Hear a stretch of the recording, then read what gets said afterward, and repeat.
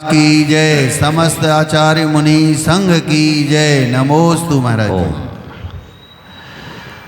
आचार्य समंतभद्र महाराज जी ने 10वीं तीर्थंकर शीतलनाथ भगवान की स्तुति करते हुए लिखा है,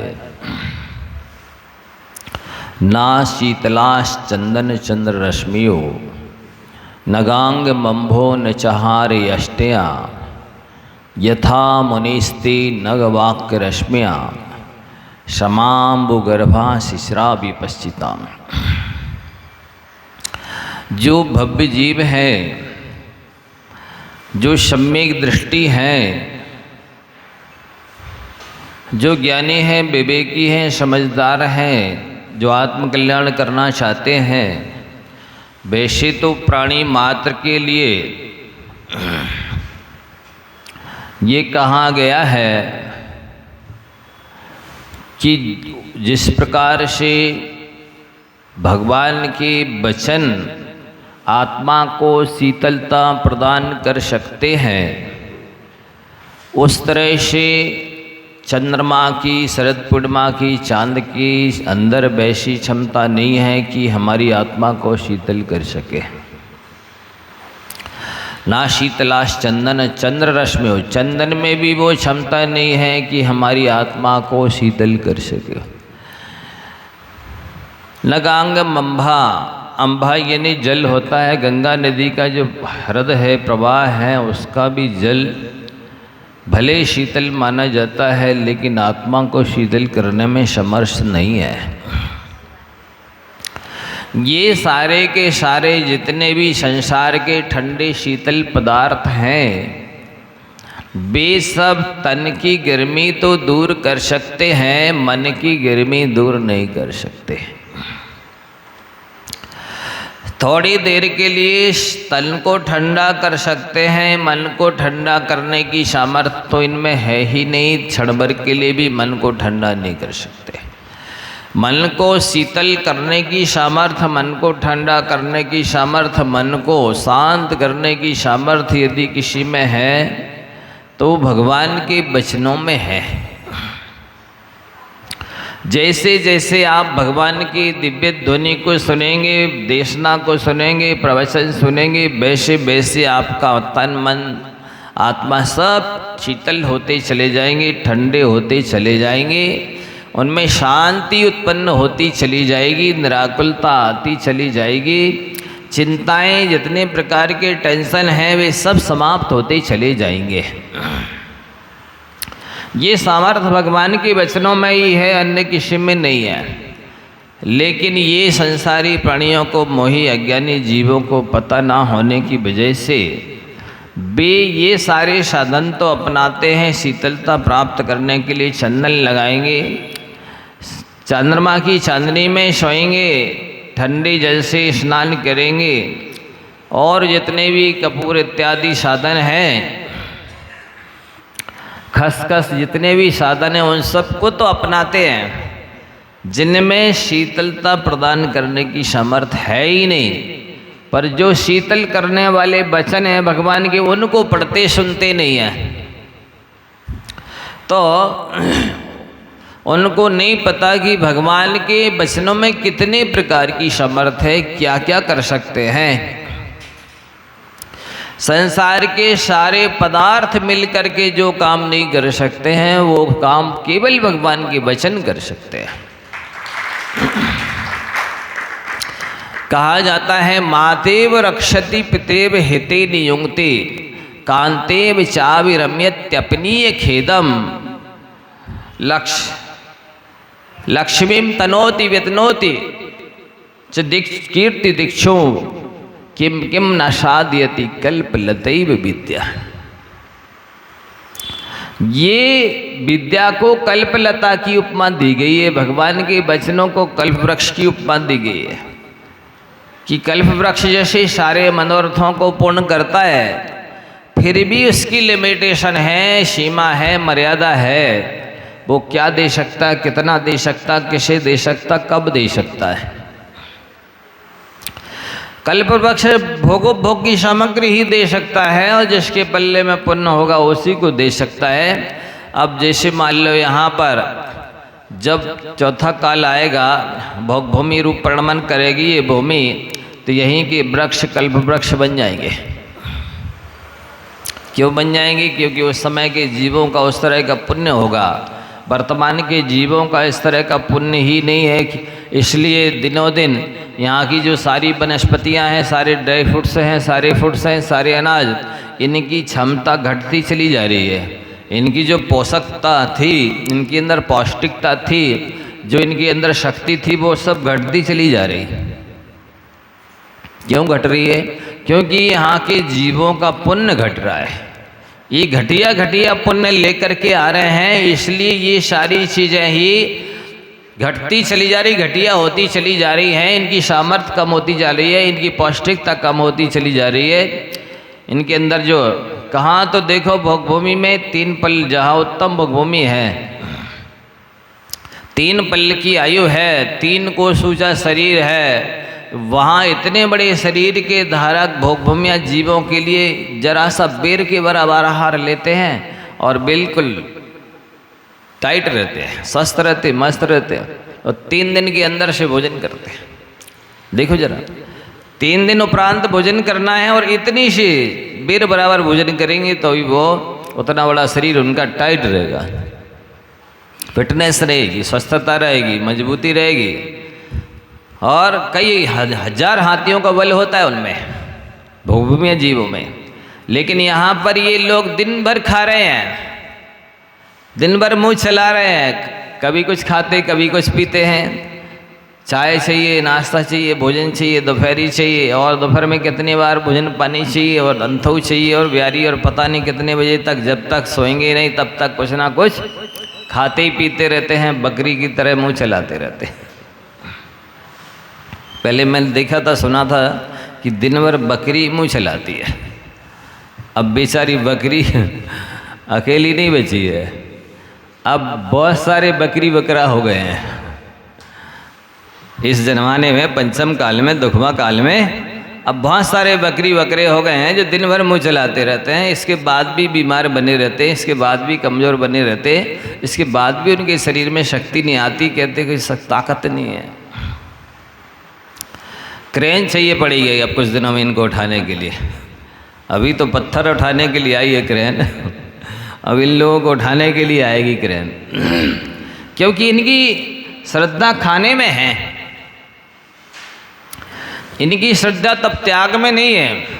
इनको ये मालूम ही नहीं है कि जितना हम तब त्याग करते हैं, दान देते हैं, उतना वीर्यांतराय कर्म का क्षेपसम होता है, उतना लाभांतराय कर्म का क्षेपसम होता है, उतना सातवें वेदनी का उदय आता है, उससे कम खाना पड़ता है और स्वस्थता और मस्तता रहती है। उतने अच्छी क्वालिटी की बरगड़ाएँ इस शरीर में आकर के आत्मसात होती हैं, मिलती हैं, और वो शरीर को स्वस्थ और मस्त रखती है। अब ज़्यादा आप खाएंगे, जितना ज़्यादा भोग के ऊपर मतलब आपकी आस्था होगी, उतना घटिया आपके सातावेदनी का उदय होगा, उतना घटिया लाभांतराय का उदय होगा, उतना घटिया वीर्यांतराय कर्म का क्षेपसम होगा। सो उसमें सब कुछ खाने के बाद भी शरीर में शक्ति नहीं आएगी, क्योंकि है ही नहीं आपका मूल चीज़। ये बाहर की चीज़ें उतनी शक्ति नहीं देती है,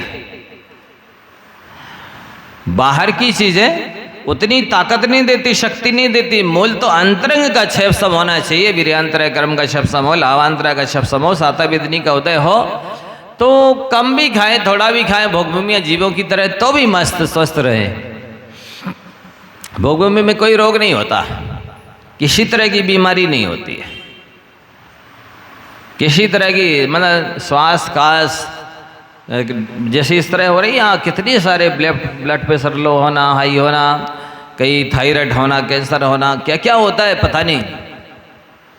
वहाँ कोई भी रोग नहीं होता, कोई बीमारी नहीं। क्यों? उन्होंने यहाँ पर आहार दिया, आहार दान दिया साधुओं को। यहाँ पर 4 औषधि शास्त्र भय आहार 4 प्रकार के दान दिए हैं ना, उससे ऐसा पुण्य बांधा है कि अब वहाँ कुछ नहीं होगा। तन से भी स्वस्थ रहेंगे और मन से भी स्वस्थ रहेंगे। लेकिन यहाँ लोगों को टाइम नहीं है, बोलते आहार देने की टाइम नहीं है, पूजा करने के लिए टाइम नहीं है, साधुओं की सेवा करने के लिए टाइम नहीं है। अच्छे काम करने के लिए बस उनके पास टाइम नहीं है, बाकी और दुनियादारी के सारे काम करा लो, बिल्कुल समय ही समय है। आप पार्टी रख दीजिए, शादी रख दीजिए, समय निकल के आ जाएंगे खाने पीने के लिए, पई पाव ने चूल से निमंत्रण कर दो तो भी आ जाएंगे, ताला डाल के आ जाएंगे, बिल्कुल।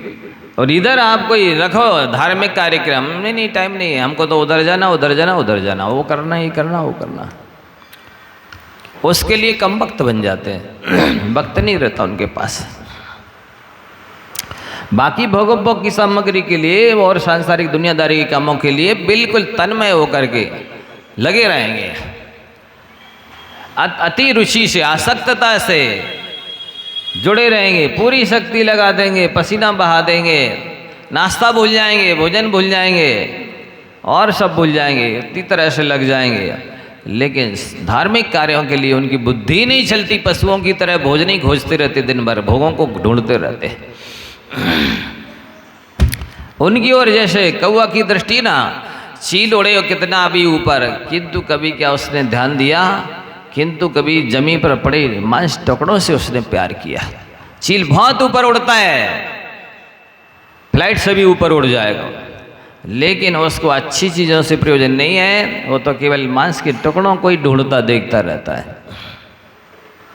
ऐसी हालत इनकी है, इनका पशुओं की तरह दिमाग केवल भोगों में लगता है, भोजन ढूंढता है, पानी ढूंढता है, बस। बाकी जैसे पेट भर जाता है तो पशु बैठ के मक्खियाँ उड़ाता रहता है, ऐसे यही बैठ जाएंगे खा पी के, कुछ करना धरना कुछ नहीं आता इनका। मतलब दिमाग में देखने में सुंदर लगता है, अंदर भूसा भरा है, ऐसा लगता है गोबर भरा है, क्या भरा है इनके दिमाग में समझ में नहीं आता। क्यों नहीं इनका दिमाग चलता है? पहले सुना था भैंस का दिमाग नहीं चलता और गधे का, इन दो प्राणियों का दिमाग नहीं चलता है। वो भैंस का दूध भी पी ले तो भैंस जैसा हो जाता, कहते जैसे भैंस का पड़ा, यदि 150 भैंसें खड़ी हों, उस पड़े को छोड़ा जाए तो सब भैंसों की लातें खाएगा, तब अपनी माँ को ढूंढ पाएगा। और गाय 1000 भी खड़ी हो और उसके बछड़ी को छोड़ा जाए तो वो सीधा अपनी माँ के पास जाएगा। इतना उसका शार्प मेमोरी होती है, इतना क्षमता होता है, वो किसी दूसरी गाय के पास जाके के नहीं दूध पीने की चेष्टा करेगा, अपनी माँ के पास ही जाएगा। तो पहले ऐसी स्थिति थी कि भैंस और गधे जैसे जानवरों का दिमाग कम चलता था, आज मनुष्य का दिमाग उनसे भी डल हो गया, जड़ हो गए। अभी समझ ही नहीं पा रहे हैं कि हमको करना क्या है, कहाँ से आए हैं हम, क्या कर रहे हैं हम, कहाँ जाएंगे, जो कर रहा है उसका क्या फल मिलेगा, किसको मिलेगा, कुछ भी नहीं सोचते।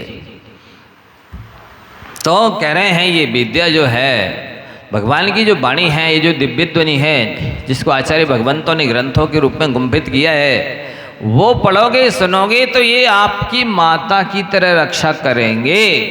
भगवान के वचन, वर्तमान में माता तो कुमाता हो सकती है, वो अपनी संतान को गर्भ गिरा दे, अवैध गर्भ हो जाए तो गिरा ही देगी अपनी इज्जत के लिए, चाहे वो लड़का हो चाहे लड़की, चाहे कुछ भी हो।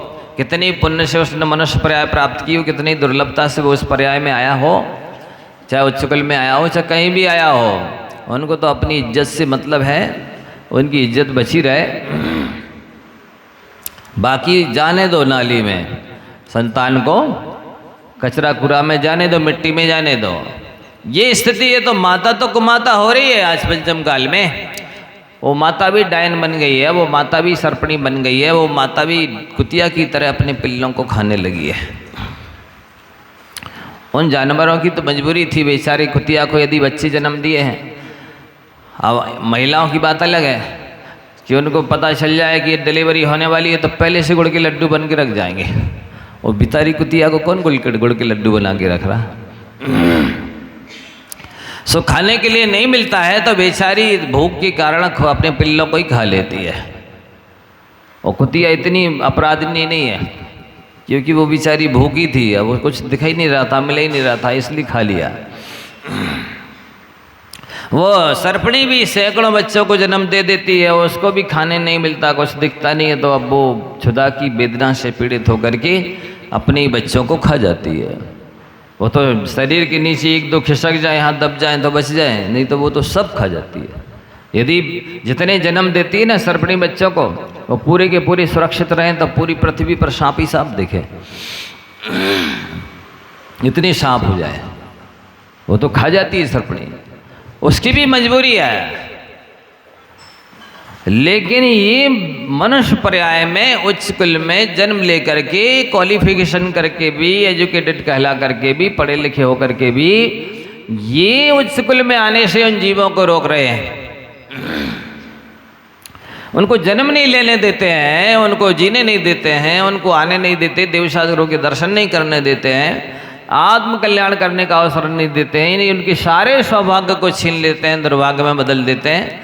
ये गर्भपात करवा करके, गोलियां खा करके, ये उनके भविष्य को नहीं नष्ट कर रहे हैं, अपना स्वयं का भविष्य काला कर रहे हैं।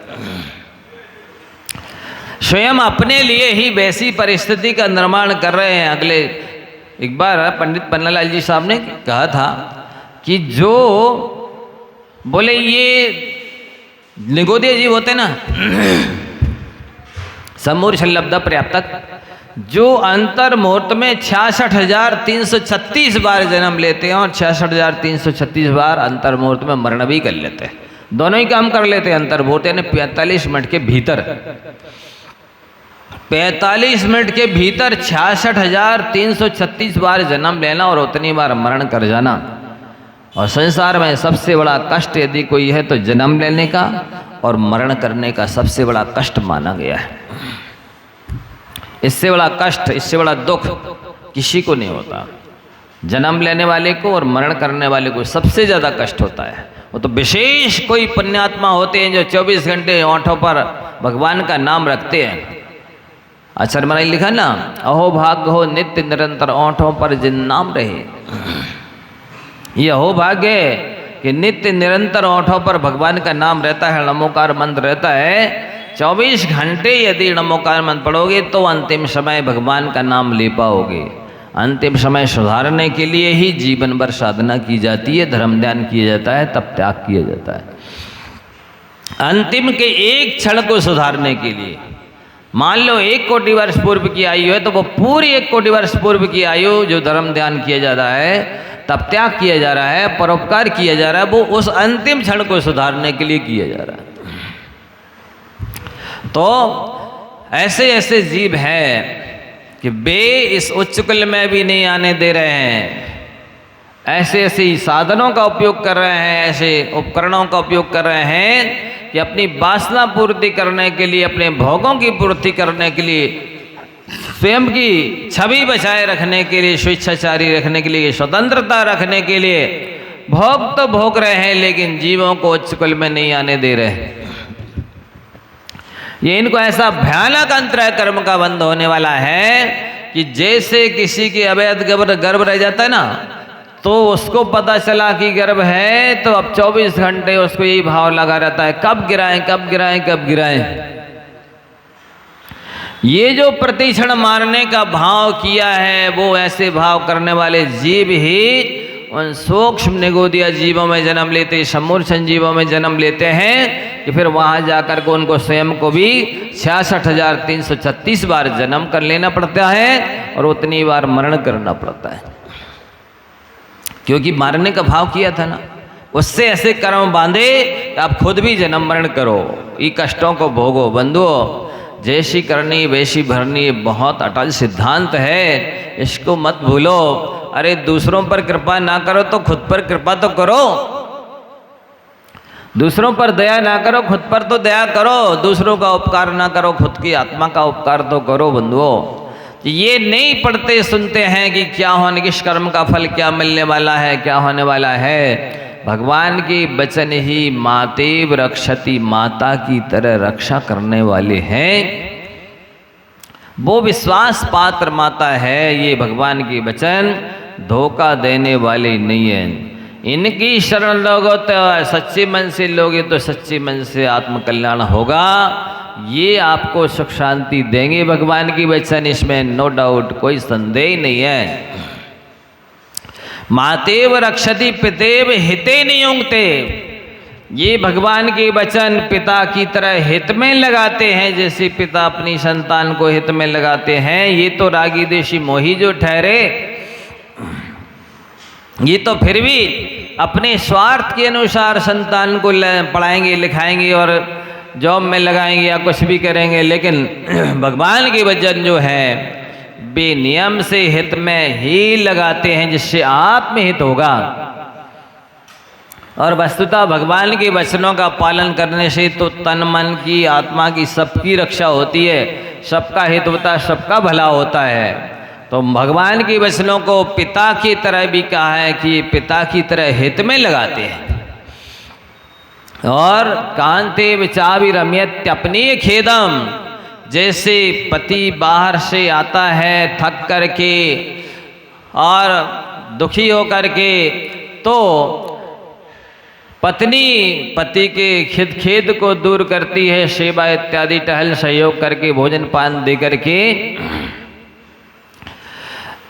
उससे भी अनंत गुणे ज्यादा का कांते कांता एव, कांता ने पत्नी की तरह भगवान की वचन रमाते भी हैं, मन बहलाते हैं, मनोरंजन कराते हैं, खेद को दूर करते हैं, सुख शांति को उत्पन्न करते हैं। बंधुओं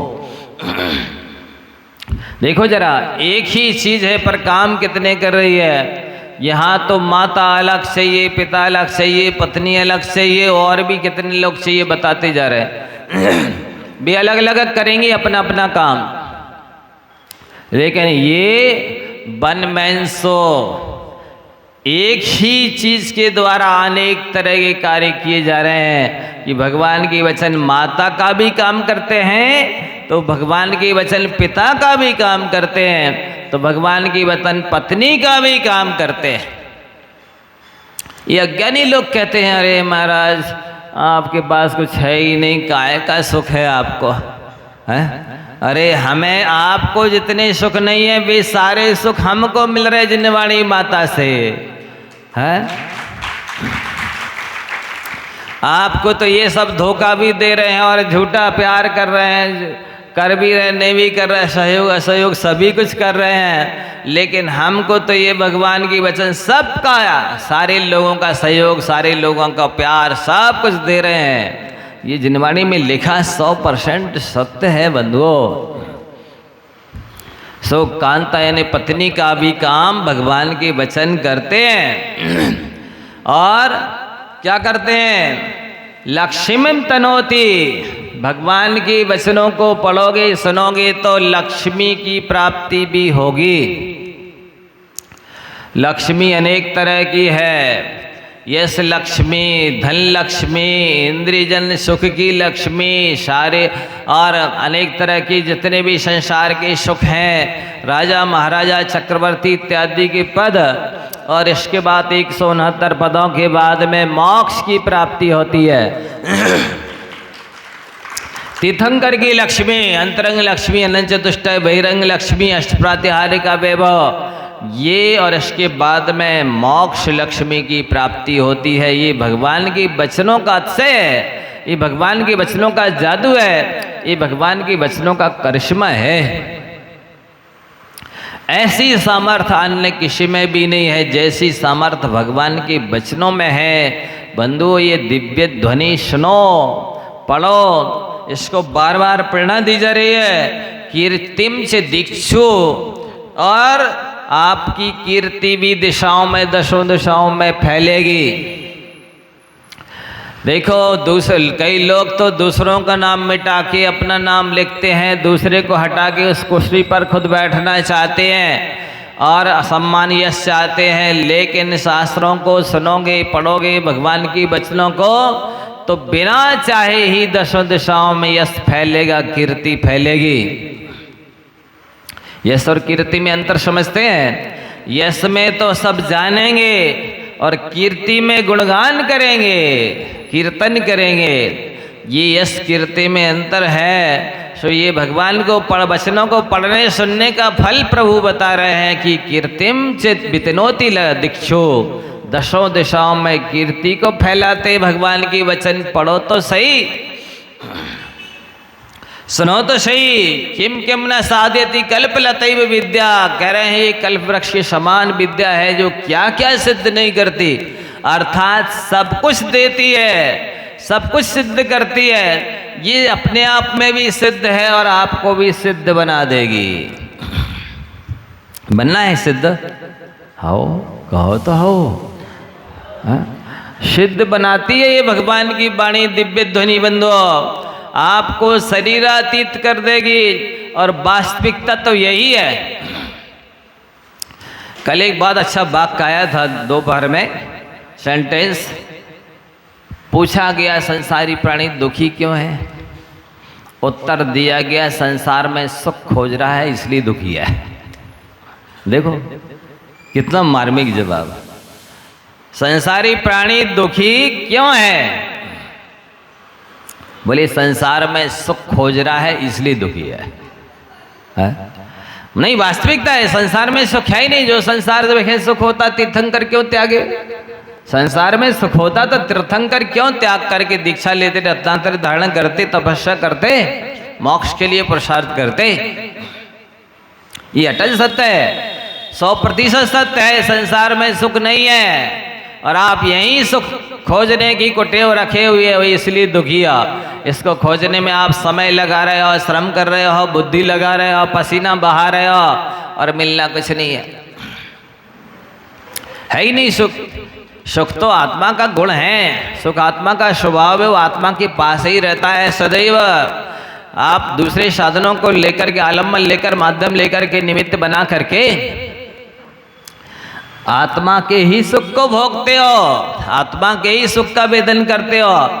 जैसे मान लो आपने रसगुल्ला खाया, कैसा लगा, मजा आ गया है? वो मजा उस रसगुल्ले में थोड़ी था, आत्मा में ज्ञान गुण है। उस आत्मा के ज्ञान गुण ने जाना मीठा है, ये सॉफ्ट है, ये आदि आदि स्वादिष्ट है, ये ज्ञान गुण ने जाना तो आपने ज्ञान गुण का वेदन संवेदन किया है। रसगुल्ले को तो अभी भी आप ऑपरेशन करके बाहर निकाल सकते हो। यदि आपने रसगुल्ला खा लिया होता तो रसगुल्ला आत्मा की प्रदेश में आत्मसात हो गया होता, वो बचता ही नहीं कुछ भी, आत्मा रूप प्रणमन कर जाता। यदि तो मान लेते कि आपने रसगुल्ला खा लिया, वो तो इधर से ट्रांसफ़र हो गया है, इधर से जाते जाते पेट में पहुंच गया है, ऑपरेशन करके थोड़ी सी अवस्था आपने जरूर बदल गई उसकी, आपने उसकी दशा दुर्दशा बिगाड़ दी है। कहते ना इस शरीर के संपर्क को पा करके गंध सुगंधित अतर लगाए, सटर ससन कराए, रात दिना में दास होकर सेव करी तन केरी, तो तन मेरे काम ना आयो। मतलब कोई भी चीज़ हो अच्छे से अच्छी, पवित्र हो, श्रेष्ठतम हो, इस शरीर का संपर्क पाते ही दुर्गंधित हो जाती है, मलिन हो जाती है, बेकार हो जाती है, उसका रूप रस गंध वर्ण सब बदल जाता है। ये नगरी निर्झर जो ठहरे, नगरी निर्झर समझते हैं? नगरी निर्झर का मतलब होता है नगर का गटर, नाली, मलमूत्र बहाने की नालियां हैं ये। इनमें जो भी चीज़ संपर्क करेगी, संबंध करेगी, जाएगी, वो उसी गटर भी तो प्रबंध कर जाएगी, उसकी दशा दुर्दशा बिगड़ जाएगी। तो वो रसगुल्ला अवस्थान्तर को प्राप्त अवश्य हो गया है, स्थानांतर अवश्य हो गया है, बाहर से भीतर हो गया है, और कुछ भी नहीं हुआ। आपने तो केवल अपने ज्ञान के द्वारा अपने आत्मा के सुख का ही भोग किया है, वो भोग किया है। बस इतना अपराध अवश्य किया है कि आपने रसगुल्ले को निमित्त बनाया है और फिर सुख का वेदन किया, तो उससे पुण्य भी खर्च हुआ और नया पाप भी बंद हो गया। यदि बिना रसगुल्ले को माध्यम बनाए, निमित्त बनाए, यदि सुख का भोग करते तो पिछले बंदे कर्मों की निर्जरा हो जाती, आगे के लिए पुण्य बन जाता, मोक्ष बार प्रशस्त हो जाता, मोक्ष के निकट पहुंच जाते। इतना अंतर है। साधु संत क्या करते हैं, वो इस संसार शरीर भोगों के स्वरूप को विचार करके निर्विकल्प रूप से अपने आप में स्थिर हो जाते हैं। तब फिर आप पढ़ते हैं, यो चिंत निज में थिर भयो तिन अकथ जो आनंद लहो, सो इंद्र नाग नरेंद्र वा हेमेंद्र के नाही कहो। वस्तु स्वरूप विचार खुशी से सब दुख संकट सहा करे। जब भी वस्तु स्वरूप को समझ लेते हैं, संसार का, शरीर का और भोगों का स्वभाव समझ लेते हैं और अपने आप में स्थिर हो जाते हैं, लीन हो जाते हैं, तो उनको वो सुख मिलता है जो सुख ना इंद्र के पास है, सर्वार सिद्धि के देव के पास है, ना धर्मेंद्र के पास है, ना चक्रवर्ती के पास है। सो इंद्र नाग नरेंद्र बा हेमेंद्र के नहीं कहो। क्यों? वो सुख कहाँ से आया? उन्होंने तो कोई ना टीवी को माध्यम बनाया, ना लैपटॉप लिया, ना मोबाइल लिया, ना कुछ भी लिया, कोई साधन नहीं लिया, कोई न्यूज़पेपर नहीं पकड़ा, किसी व्यक्ति का भी संबंध संपर्क नहीं किया, किसी भी पंचेंद्र के भोग को नहीं अपनाया, मानसिक भोग को भी नहीं अपनाया, सब कुछ छोड़ा है। फिर इतना सुख कहाँ से आ रहा है कि कह रहे हैं कि जो सुख होने प्राप्त हो रहा मुनि महाराज को, वो सुख तो इंद्र के, धर्मेंद्र के और चक्रवर्ती के पास भी नहीं है। तो ये है, उन्होंने अपना निर्विकल्प हुए हैं, सारे पर पदार्थों का विकल्प छोड़ा है, आलम्बन माध्यम छोड़ा है और आत्मा में ही निर्विकल्प रूप से लीन हुए, इसलिए वो सुख मिल रहा है, क्योंकि वो डायरेक्ट स्रोत है, आत्मा से आने वाला सुख है। और इन रागी द्वेषी मोही जीवों को, संसारियों को, असंयमियों को जो सुख मिलता है, वो पंचेंद्रिय की भोगों को निमित्त बनाते हैं, साधन बनाते हैं, माध्यम बनाते हैं। सब वो सुख नकली सुख होता है, आर्टिफिशियल होता है, सुखाभास कहलाता है, क्षणिक सुख होता है और वो बहुत महंगा पड़ता है।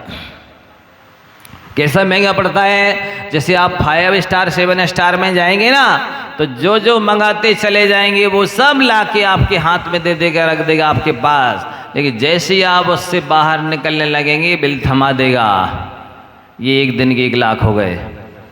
तो समझ में आ जाएगा कि अरे इतना महंगा है ये। इधर भी आपको बंधुओं जो भोग रहे हो एसी में और बढ़िया डल्लप के गद्दों पर मखमल की चादरें बिछा करके, इसका बिल भी बहुत महंगा चुकाना होगा, भूल में मत रहना, बहुत महंगा होगा। इनकी पंचेंद्रिय के माध्यम से किसी को पंचेंद्रिय यानी जो सामग्री है भोग उसको निमित्त मादन साध्यम मत बनाओ। इनकी बिना यदि आप रह सकते हो स्वतंत्र स्वाधीन स्वावलंबी बन करके, और तब देखो आप जो निश्चिंतता आएगी, निराकुलता आएगी, वो सुख अतीन्द्रिय होगा, अलौकिक होगा। उसका क्या कहना? जो व्यक्ति निश्चिंत है, निराकुल है, शांत है, उसको जो सुख होता है वो तो किसी को नहीं हो सकता। तो भगवान के वचनों में ये सारी सामर्थ्य है कि वो भगवान की वचन माता की तरह भी हित में लगाती है। माता का सुख भी देते हैं भगवान की वचन, पिता का सुख भी देते हैं, पत्नी का सुख भी देते हैं, और यश को भी फैलाते हैं, और साथ ही साथ कल्प वृक्ष की तरह ऐसा कोई भी सुख नहीं है संसार का जो भगवान की वचनों को पढ़ो, सुनो, चिंतन मनन करो और इनके अनुसार चलो और आपको ना मिले।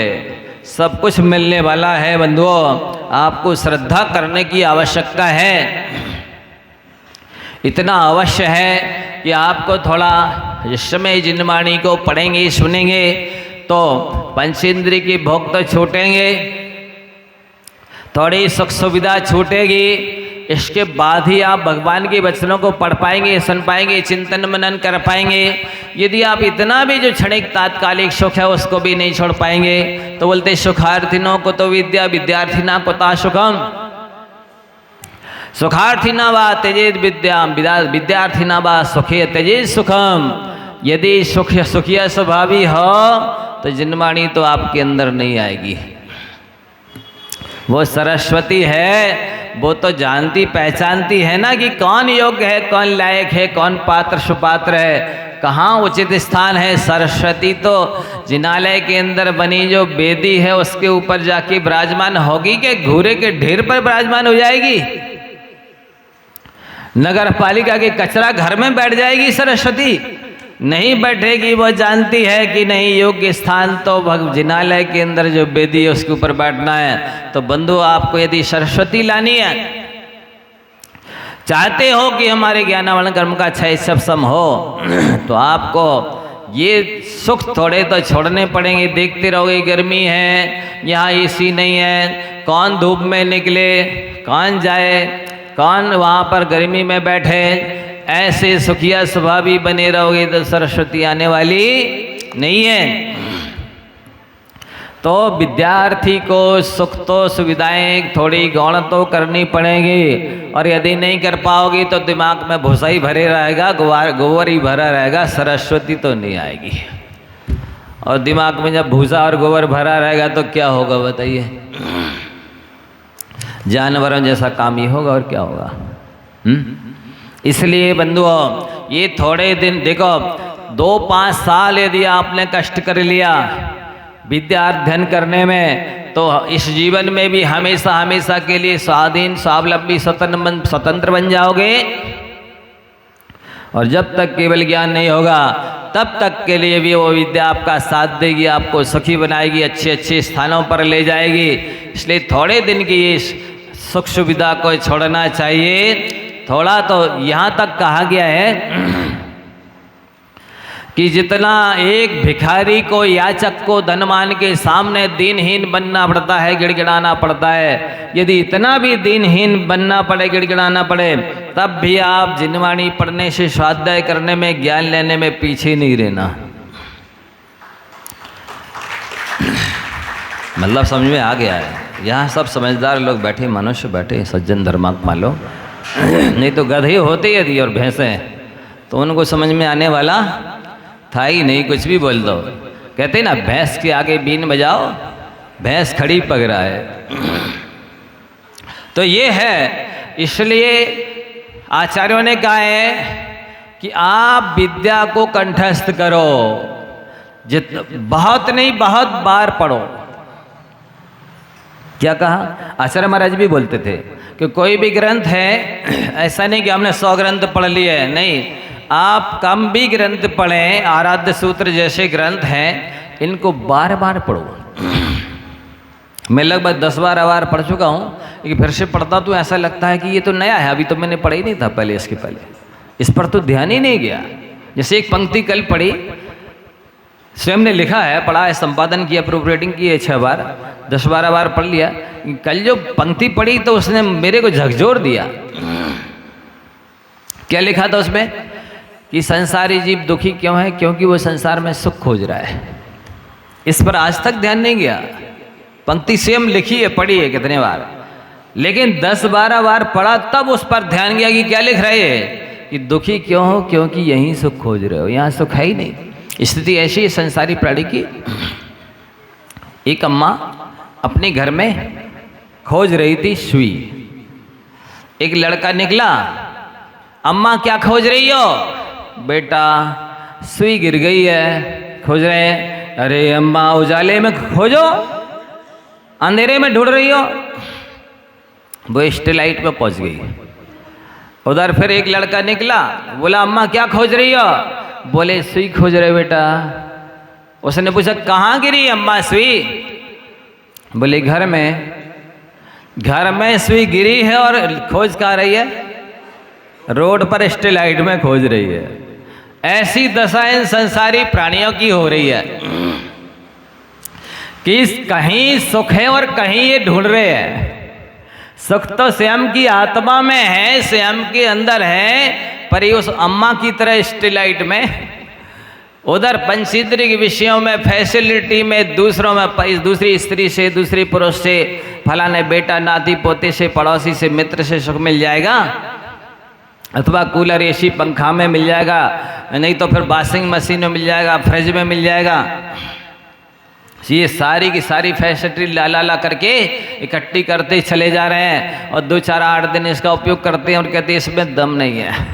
आप कोई दूसरी एडवर्टाइजमेंट देखते हैं वे टीवी में, अथवा कोई मॉल मार्केट में घूमने चले गए और उधर फिर कोई नई चीज़ देखी, अच्छा इसमें इसका आकार भी विशेष प्रकार का है, इसका कलर भी अच्छा है, इसमें कुछ फैसिलिटी भी ज़्यादा दिख रही है, इसको ले चलो, ये मज़ा आएगा, इसको ले जाएंगे। तो देखना जरा, अब वो नई चीज़ ले आया, उसके बिना काम चल रहा था, उसका ज़रूरत नहीं थी, लेकिन जैसे ही उसने देखा ना, आप कोई भी सामग्री को देखेंगे आपकी लोभ कसाय की उद्रेणा हुए बिना रहेगी नहीं। परिग्रह के देखने से लोभ कसाय की उद्रेणा हो जाती है। आप जो भी कोई भी सामग्री देखेंगे तो आपकी लोभ कषाय की उद्रेणा होगी और आवश्यकता नहीं होने पर भी आप उसकी बस होकर के खरीद लाएंगे। अब देखना इसके लाने से क्या हुआ। एक तो जगह रुंध गई, खंद गई आपके घर की। दूसरी बात 4, 8, 15 दिन फिर इसका उपयोग किया और लगा इसमें कोई दम नहीं है। फिर कभी निकले मॉल मार्केट में या टीवी में कोई एडवर्टाइजमेंट देखा, ये चीज़ बढ़िया है, अब ये लाके हम आनंद से रहेंगे। तो ये भोले जीव संसारी प्राणी मोही अरागी द्वेषी अज्ञानी ऐसे देखते न आए दिन नई नई चीज़ें और लाते जाते हैं और पुरानी चीज़ों को कबाड़ खाने में पटकते जाते हैं। देखना जरा, अब इनके कबाड़ खाने के लिए तो जगह है, 1-1, 2-2, 4-4 कमरे भरे पड़े हैं और लाखों करोड़ों का सामान कबाड़ खाने में पड़ा है। दीपावली आती है, सबको बाहर निकाल के मन में आता है इसको अलग कर देंगे और लीप पोत करके पाँच करके एक को सबको फिर शिफ्ट कर देते। पता चला सब फिर रख गया। सो इनके घर में कबाड़ खाना रखने के लिए जगह है, इनके पास वो कबाड़ खाना बाहर निकाल के लीपने पोतने के लिए टाइम है, इनके पास पैसे हैं लिपाई पुताई के लिए, वो डिस्टेम्पर वगैरह लाना पड़ेगा ना पोतने के लिए, सो उसके लिए भी पैसे हैं और बुद्धि भी लगाएंगे, सब करेंगे। लेकिन मान लो इनसे कह लो ये शास्त्र ले जाओ पढ़ना घर में, नहीं महाराज जी हमारे यहाँ जगह नहीं है, जिनवाणी रखने के लिए जगह नहीं है, हमारे पास समय नहीं है, हम पढ़ भी नहीं सकते, घर में रख भी नहीं सकते। अब जिनवाणी माता इनको सपूत मानेगी अपना? जो ऐसे अपात्र हैं, अयोग्य हैं, नालायक हैं, जिनवाणी की सपूत नहीं है, पुत्र नहीं है, जिनके हृदय में जिनवाणी के लिए स्थान नहीं है, वो जिनवाणी इनको अपना पुत्र मानेगी? और ये जब जिनवाणी की सपूत नहीं है तो ये नरक नगोद में जाने से बचेंगे? कौन रोकेगा इनको, बताइए, नरक नगोद में जाने से? जिनके पास फटे टूटे जूते चप्पल रखने के लिए जगह है, जिनसे अपशकुन होता है, जिनके पास फटे पुराने कपड़े रखने के लिए जगह है, जिनमें आग लग गई, दाग लग गए, जो अपशकुन के सूचक हैं, जिनके पास में और भी दुनिया भर की चीज़ें जो जिंदगी में कभी काम नहीं आएंगी, उनको रखने के लिए जगह है, और जिनसे उद्धार होना है भगवान के वचनों से, सुख शांति मिलनी, चैन मिलनी है, उसके लिए इनके पास रखने को जगह नहीं है, इनको पढ़ने को समय नहीं है, ये योग्य कहलाएंगे, लायक कहलाएंगे, पात्र कहलाएंगे? बताइए, ये देवशास्त्रों के भगत हैं, ये सम्यक दृष्टि की पहचान है, ये धर्मात्मा की पहचान है, ये पढ़े लिखे व्यक्ति की पहचान है, ये समझदार की पहचान है। बताइए आप लोग, जिसके हृदय में देवशास्त्र गुरु के लिए स्थान नहीं है, जो तन मन धन से इस देवशास्त्र गुरु को समर्पित नहीं हो सकता है, जिनके लिए कहा गया है भजन में गाते खाली कि ये तो हमको प्राणों से भी प्यारे हैं। अच्छा, दे दोगे प्राण इनके लिए? हा? आहार विहार निहार करा नहीं पा रहे, प्राण दे दोगे? हा? केवल शब्दों से बोलते हैं, वस्तुतः प्राण भी दे देना चाहिए तो आप अजरमर हो जाओगे, मोक्ष पहुंच जाओगे, इनकी निमित्त यदि दे दोगे तो। जहां कहा जाता है कि यहाँ देवशास्त्र गुरु के लिए लगा गया समय, लगाया गया श्रम, लगाया गया धन, कैसा होता है? ब्याजेने द्विगुणम द्रव्यम व्यवसायेने चतुर्गुणम भूम्याम सद्गुणम प्रोक्तम पात्रे नंद गुणम भवेद। ब्याज में यदि पैसा लगाया जाता है तो लगभग 8-10 साल में दूना हो जाता है, और यदि सही पुण्य और पुरुषार्थ हो गए तो उतने ही पैसा यदि व्यापार में लगाया जाए तो चौगुना हो जाता है। और यदि अच्छी भूमि हो गए, अच्छा बीज हो गए, अच्छी ऋतु हो गए, व्यवस्थित खरपतवार की जाए, बाड़ी इत्यादि लगाई जाए, सिंचाई की जाए, तो एक दाने के 100 दाने निकलते हैं। खेती में एक दाने की 100 दाने निकलते हैं, लेकिन देवशास्त्र गुरु के लिए एक दाना लगाओगे तो अनंत दाने मिलेंगे। ऐसी दूसरी कोई प्रोसेस प्रक्रिया नहीं है, ऐसा कोई फार्मूला टेक्निक नहीं है कि एक दाने के अनंत दाने मिल जाए। तो देवशास गुरु ही हैं ऐसे कि जिनके लिए लगाया गया अनंत गुना फलता है। जहां अनंत गुना फलने वाला है,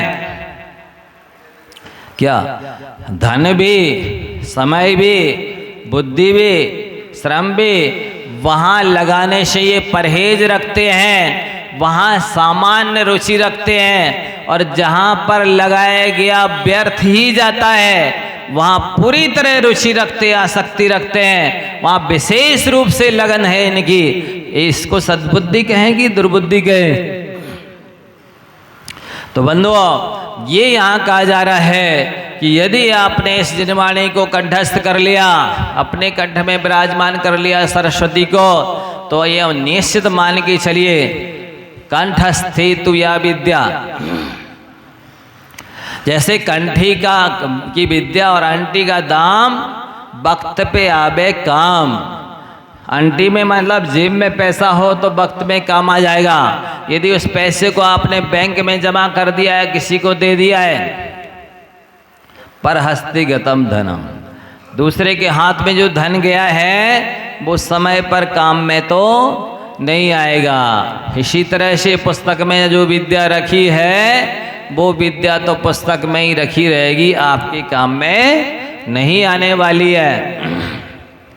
इसलिए जितना हो सके जिनवाणी को कंठस्थ करो, पढ़ो लिखो याद करो। पढ़ा लिखा किसे कहते बताइए?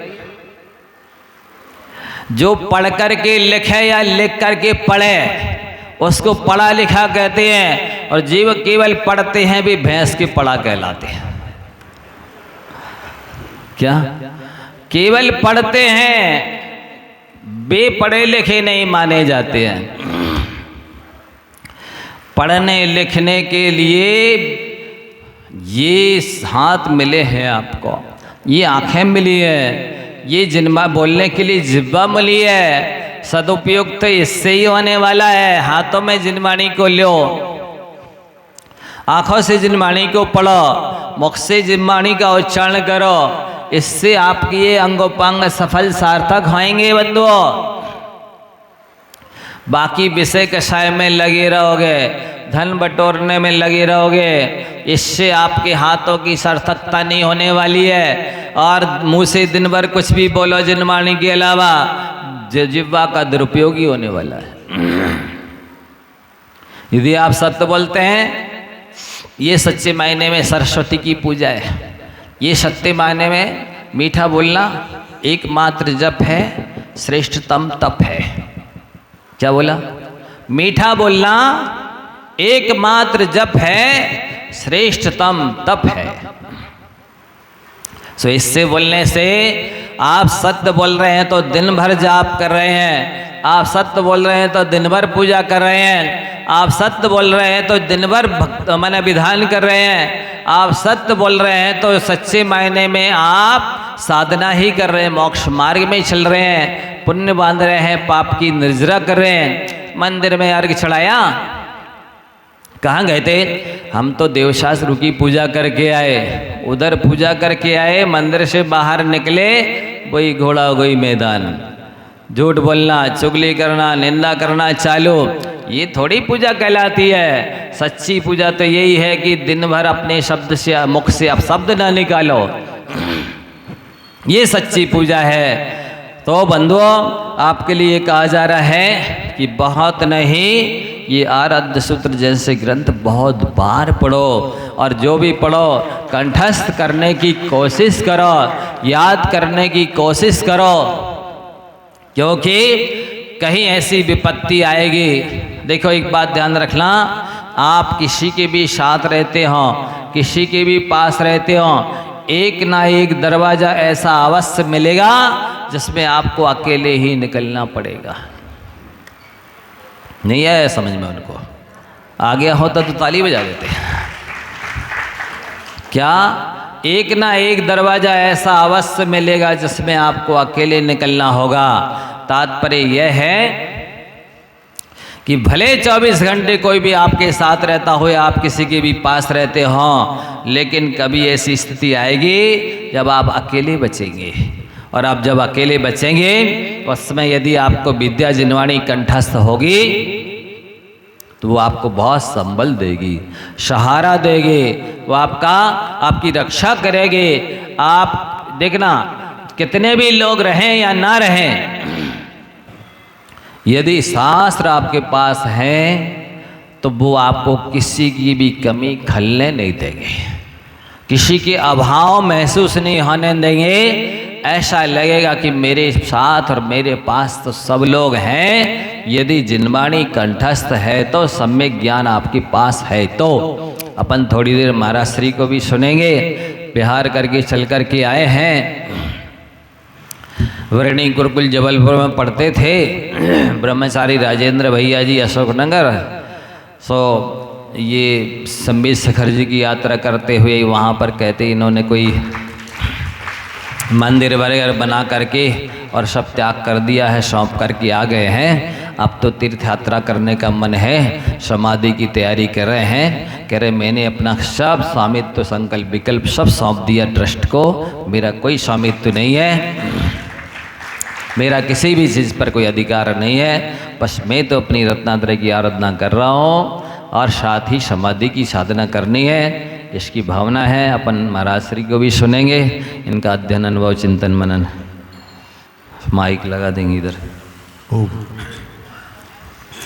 शिवनगर कॉलोनी का सौभाग्य कि परम पूज्य आचार्य श्री 108 तन्मय सागर जी महाराज जी का शुभागमन हमारी शिवनगर की पावन धरा पर हुआ।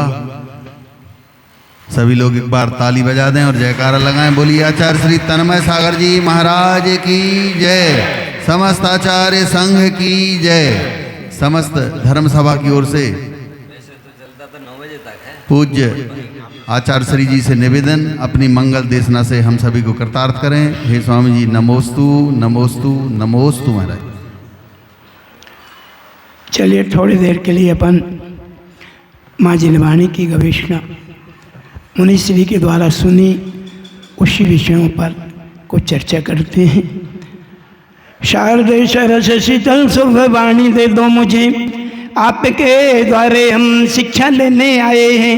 ज्ञान का प्रकाश करो, मोहित में नाश करो, कंठ में विराजो मेरे दीक्षा लेने आए हैं। आपकी चतुर भुज चार आन योग धर, ज्ञान हंस रूप भेद विज्ञान धारे।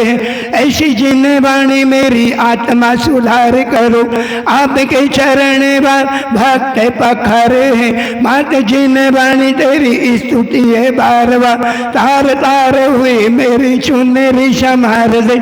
आगम के शब्द शब्द में दर्श मात तेरा, दर्श दे मात नित्य पूत पर विचार दे।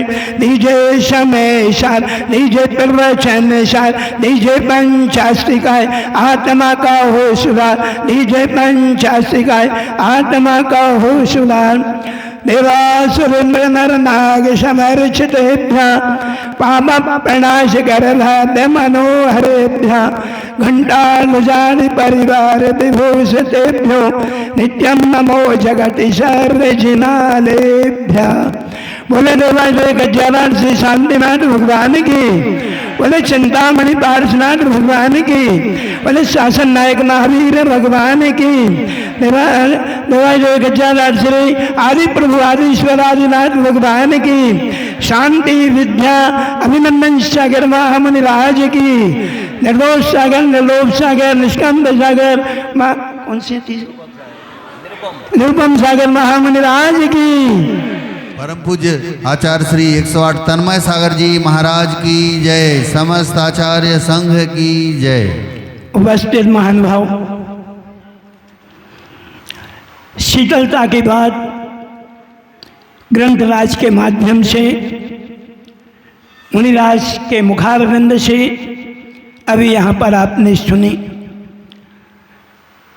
संसार में लोगों की धारणा होती है चंद्रमा शीतल होता है, शीतलता प्रदान करता है, और धारणा होती है चंदन शीतल होता है, शीतलता प्रदान करता है, उन सब चीज़ों का खंडन किया ग्रंथराज ने कि चंद्रमा एक रात्रि को शीतल दे सकता है, सूर्य का उदय होता है और उसकी शीतलता समाप्त हो जाया करती है।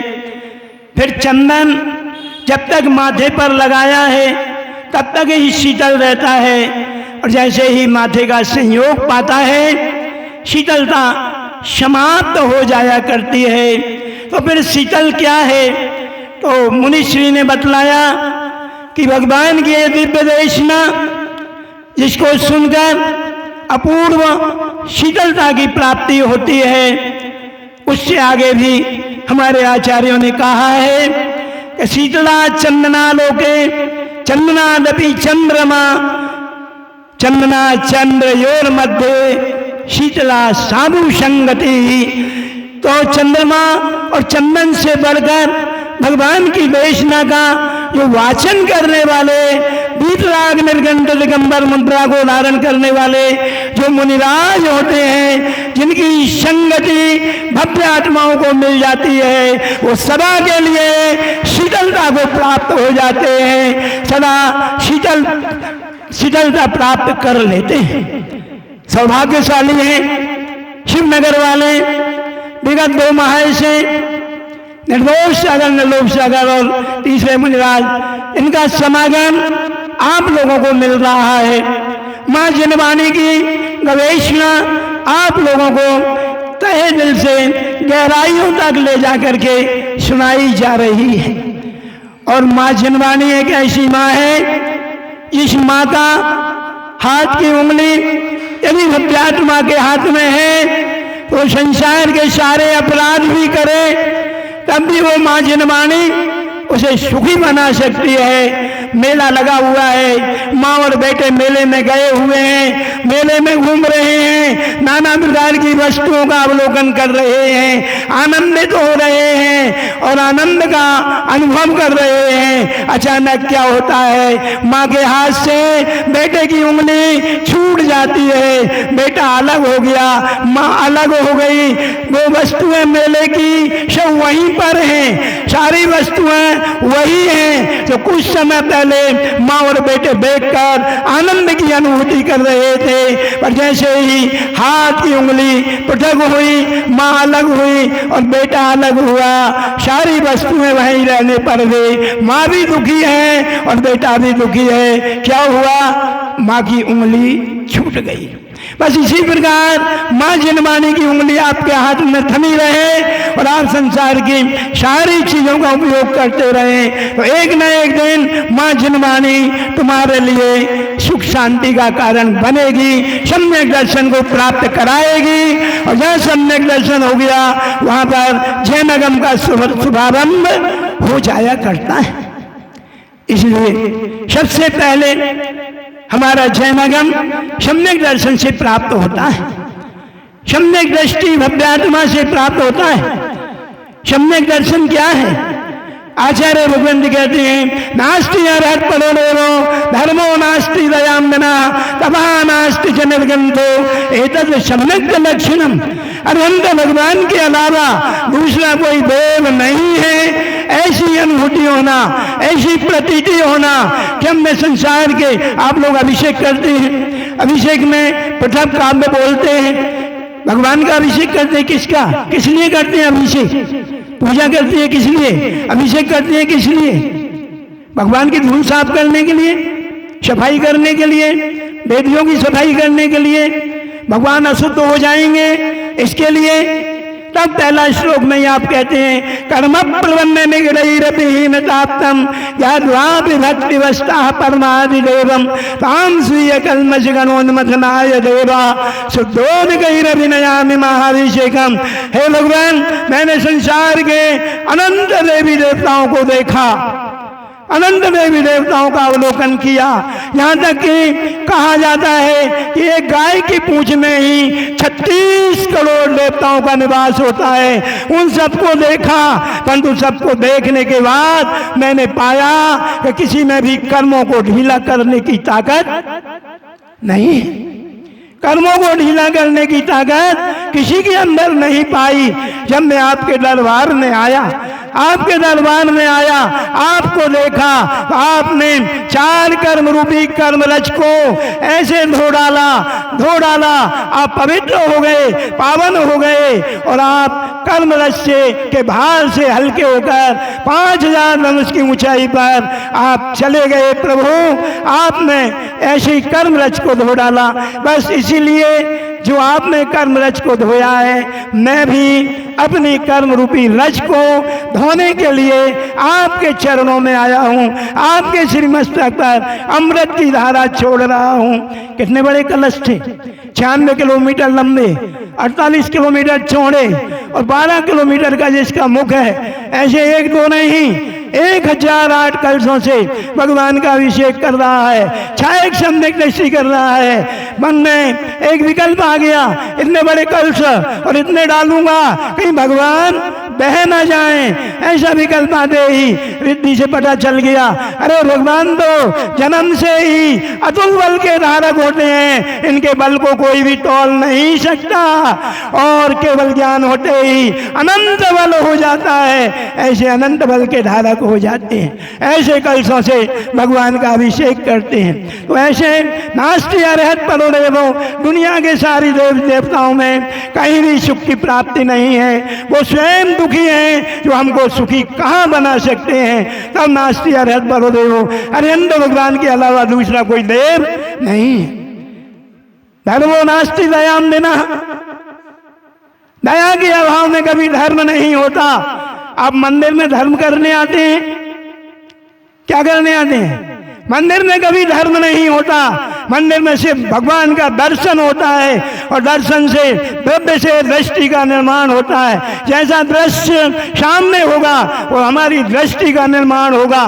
धर्म तो आपके घर से होता है, आपके परिवार से होता है। पहले की माताएं घर में उठती थीं, 1 हंडा पानी छानकर गिनोची पर रखती थीं और सोचती थीं जितने परिवार के लोग उठेंगे छने पानी से मंजन करेंगे। धर्म वहां से प्रारंभ होता है, छने पानी से प्रारंभ होता है, पानी छानने से धर्म होता है। घर की प्रत्येक क्रिया में धर्म होता है। धर्म मंदिर में नहीं होता, मंदिर में तो सिर्फ भगवान का दर्शन होता है। वीतराग भगवान का दर्शन करके हमको भी वीतरागता का भाव जागृत होना चाहिए, क्योंकि सम्यक दृष्टि नियतम ज्ञान वैराग्य शक्ति। यदि हमको सम्यक दर्शन की प्राप्ति हुई है तो हमारे अंदर ज्ञान अपने आप हो जाएगा। ज्ञान प्राप्त नहीं करना है, सम्यक दर्शन होते ही सम्यक ज्ञान हो जाता है और सम्यक ज्ञान होते ही सम्यक चारित्र के लिए पुरुषार्थ करना पड़ता है। जो आज चारित्र की बात, गर्भाधान की बात हमारे मुंशी लोभ सागर जी महाराज ने की। क्या गर्भाधान हमारे यहाँ तो गर्भाधान की रक्षा करने के लिए देवराज इंद्र माता की सेवाओं में ला करके खड़ा करता है और गर्भाधान की रक्षा की जाती है। हमारी संस्कृति में गर्भ विनाश का काम कहीं भी नहीं लिखा है और कहीं गर्भ विनाश नहीं होता है। जो करते हैं उनके लिए बहुत बड़ा प्रायश्चित हमारे जैनाचार कुलाचार में लिखा है और वो प्रायश्चित बहुत बड़ा प्रायश्चित होता है। हमारे यहाँ गर्भ विनाश नहीं, गर्भाधान का रक्षण किया जाता है। तबाह नास्ति निर्ग्रंथ हो, नग्न हो जाना महत्वपूर्ण नहीं, सारी सृष्टि नग्न है। जीते नंगा मरते नंगा, नंगे की महिमा प्यारी। नंगा है आकाश हिमालय, नंगा सागर का पानी, नंगा जब धरती पर नाचे हो गई मैया बलिहारी। नंगा है आकाश हिमालय, नंगा सागर का पानी, सब नग्न है। महाराज जी ने बताया निगोदिया जी कोई पुरुषार्थ नहीं कर सकता, ना कपड़े पहन सकता, ना भोजन कर सकता। इसके बाद नारकियों पे आ जाओ तो नारकी जी 7,72,00,000 मंदिर किनको मिले हैं? नारकियों को मिले हैं, परंतु पूजा करने का भाव नहीं आता है। 7,72,00,000 जनाले पाताल विषय जिन मंदिर जानो, परंतु दर्शन करने का भाव नहीं आता है। स्वर्गों में भक्ति तो कर सकते हैं, परंतु शक्ति पूर्वक चारित्र अंगीकार नहीं कर सकते। अब बच्चा मनुष्य पर जाए, कितने अजैन हो गए, कितने कौन कौन से गोत्री हो गए, उनको पुरुषार्थ करने की महिमा मालूम ही नहीं है। अब बच्चे जैनी श्वेतंबर, उनका भी समीचीन पुरुषार्थ नहीं हो पाता है। अब बच्चे कितने दिगंबर, और दिगंबर में भी कितने पुरुषार्थी हैं। ये बिचारी माताएं चाहे करके भी 5वें गुण स्थान से ऊपर नहीं चढ़ सकती हैं। पुरुषार्थ कर लें, दिन भर भी खड़े होकर जाप कर लें, तब भी 5वें गुण स्थान से ऊपर नहीं चढ़ सकती। पर आपके लिए कहा है कि कम में सूरा सुधम में सूरा, आप कर्म में सूर हो कोई बात नहीं, पर जिस क्षण तुम्हारे अंदर भावना जाग जाए, जिस क्षण आत्म कल्याण का भाव जागृत हो जाए और तुम दीक्षा के भाव बनाओ, क्योंकि हमारे भाव प्रवचन सुन के तो होती हैं, अरे दीक्षा लेना चाहिए, कल्याण करना चाहिए, और जैसे ही घर जाते हैं, अरे वो तो महाराज की बातें हैं, हमारा तो अभी बिजनेस व्यापार है। उस कम में सूरा तो धम में सूरा, आप चाहो तो धर्म में सूर बन करके कर्मों की निर्जला कर सकते हो। एतद सम्यक लक्षणम, ये सम्यक दर्शन का लक्षण है। और इसके साथ निश्चय सम्यक दर्शन क्या है, जिससे कर्मों की निर्जला होनी है। तब आचार्य कहते हैं आत्मना आत्मानं जानन् जीवाः सम्यक दृष्टि भवति, सम्यक दृष्टि जीवाः लघु कर्मणाः मुच्यते। जिस जीव ने अपनी आत्मा से, अपनी आत्मा को स्वयं द्रव्य से, स्वयं द्रव्य को, निज से निज को, अपने आप को जान लिया है, वो सम्यक दृष्टि है। वही सम्यक दृष्टि 8 कर्म रूपी द्रव्य कर्म भाव कर्म नौ कर्म रूपी कर्म मल को साफ करके और सिद्धालय में जा सकता है। महाराज जी ने बताया सुखी कौन है इस संसार में। आप लोग कहेंगे देवराज इंद्र बहुत बड़ा सुखी है, जैसे सारे स्वर्गों का वैभव मिला है, सारी संपदाएं मिली हैं, सारे देव उसकी आज्ञा में चलते हैं। परंतु देवराज इंद्र भी एक समय आता है कितना दुखी हो जाता है, जिसके दुख का कोई पारावार नहीं हुआ करता है। कहाँ पर होता है देवराज इंद्र दुखी?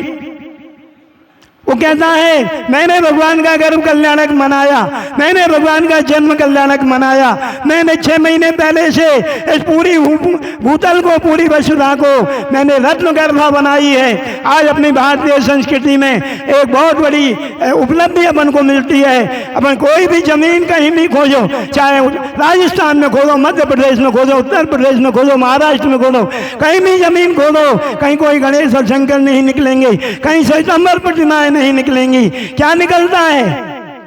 क्या निकलता है? दिगंबर प्रतिमाएं निकलती हैं और हमें गर्व पैदा करती हैं कि धन्य है हमारे पूर्वज, जिन्होंने, जो हमारे तीर्थंकरों ने हमको उपदेश दिया कि लुटाना सीखो, जो लुटाता है उसके पास लौट करके वापस आता है। लुटाना सिखाया है, मांगना नहीं सिखाया। और वो पूर्वज इतनी बड़ी बड़ी धरोहर बनाकर चले गए और आप लोग भी उन पूर्वजों का अनुसरण कर रहे, इतने विशाल विशाल चिन्ह मंदिरों का निर्माण कर रहे। जब भगवान पारसनाथ को देखा, अपूर्व अलौकिक कांति और बीच लगता है, जिनका दर्शन करके सारी थकान तुरंत उतर गई। ऐसे भगवान पारसनाथ का दर्शन है। आप लोग बहुत बड़ा पुरुषार्थ कर रहे हैं, ऐसे जिनालयों का निर्माण कर रहे हैं। कभी भी मंदिर बन रहा हो, ये मत कहना अरे इतने मंदिर क्यों बना रहे, कौन पूजा करेगा? भगवान को तुम्हारी पूजा की आवश्यकता नहीं है, भगवान को तुम्हारे अभिषेक की आवश्यकता नहीं है। परंतु इतना याद रखना, बन रहा हो कहीं मंदिर, 1 रुपया डालकर अनुमोदना का पुण्य प्राप्त कर लेना, साथ ही से पुण्य का बंद हो जाएगा। वो पुण्य अनेक भावों में साथ जाएगा और तुम्हारी आने वाली पीढ़ी को तुम क्या दे रहे हो? टीवी दिया, मोबाइल दिया, सब कुछ दे रहे हो, परंतु आने वाली पीढ़ी को ये जिनाले ही बतलाएंगे कि हमारे पूर्वज इस धर्म के आराधक थे, इन भगवान के आराधक थे, और उनका भी आत्म कल्याण का मार्ग प्रशस्त हो। सुखी कौन? देवराज इंद्र 6 महीने पहले से रत्न गर्भ बनाया पृथ्वी को, परंतु देवराज इंद्र भी उस समय दुखी हो जाता है जब भगवान की पालकी उठाने का तीसरे कल्याण का समय आता है, तब पालकी उठाने का अवसर आता है। तो देवराज इंद्र कहता है मैंने गर्भ कल्याणक बनाया, मैंने जन्म कल्याणक बनाया, आप हटो, पालकी मैं उठाऊंगा। तब मनुष्य कहते हैं पालकी हम उठाएंगे। और महाराजा नाभिराय कहते हैं जो भगवान जिस रास्ते पर चलेंगे, संयम धारण करने की शक्ति क्षमता जिनके अंदर होगी वही भगवान की पालकी उठा सकते हैं। मनुष्यों का माथा ऊपर हो गया, देवराज इंद्र नीचे नतमस्तक हो गया, हाथ जोड़कर कहता है मेरे स्वर्गों का सारा वैभव ले लो मनुष्यों, परंतु एक समय के लिए मनुष्य पर्याय मेरे को दे दो। कौन बड़ा, देव बड़े की मनुष्य बड़ा? कितनी महानता है इस पर्याय की। हम यूं ही गंवाते जा रहे हैं, हम यूं ही उसको उजाड़ते जा रहे हैं। महान पर्याय मिली है, तीर्थंकर भगवान का सानिध्य मिला है। आपसे कोई पूछे कि जैन धर्म का चमत्कार क्या है, बोले सनातन धर्म में कटोरा लेकर भीख मांगने वाले मिल जाएंगे, परंतु भगवान पारसनाथ के दरबार में जन्मा हुआ व्यक्ति कभी कटोरा लेकर के भीख, इससे बड़ा चमत्कार और कोई चमत्कार नहीं।